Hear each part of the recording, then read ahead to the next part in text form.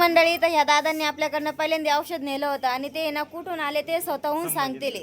कुठून आले ते? संभाजीनगरहून आलेलो आहे मी, हा. खुलताबाद तालुका. मला फरक पडला 100%. औषध कसलं नेलं होतं पहिलं? म्हणजे मुळ्याचं औषध नेलं होतं. हो. नाही, कारण की आपल्याकडं फंगल इन्फेक्शनचं आहे, मुळव्याधाचं आहे आणि मुतखड्याचं पण आहे आपल्याकडं. नाही, मला मुळ्यात झालं त्या हिशोबाने मी औषध घेतली. मला फरक पडला त्या हिशोबाने मी पाहुण्याला घेऊन आलेलो आहे. पाहुणे कोणते तुमचे? तर आता त्यांचे पाहुणे खाली बसलेले ते औषध घेण्यासाठी. तर हे आले ते, तुम्ही कुठून आले ते? आम्ही संभाजीनगरमधून आलो, छत्रपती संभाजीनगरमधून. आमच्या मित्रांना खूप त्रास होतोय. 2 मित्रांनी इथून औषध घेऊन गेले होते, त्यांना 100% रिझल्ट भेटला, म्हणून मी माझ्या वडिलांसाठी औषध घ्यायला आलो. आले ते.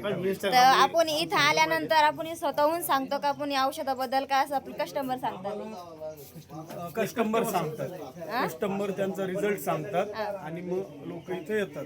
आणि इथं औषध 100% खात्रीशीर मुळव्याधवर उपचार 100% आहे. तर आपला बरेच कस्टमर सांगितले अनुभव की या औषधाने 100% फरक पडतोय आणि त्यामुळे आम्ही ऐकलो इथं आलो इकडं म्हणजे नाव आहे. तुम्ही सगळे सोबतच आलेले आम्ही ते. सगळे सोबत आलो. तर आपला मोबाईल चालू असो किंवा बंद असो, कारण की आता यांनी तर पहिल्यांदा नेलेलं ते, यांना माहीतच आहे आपल्याकडं औषध भेटतच आहे.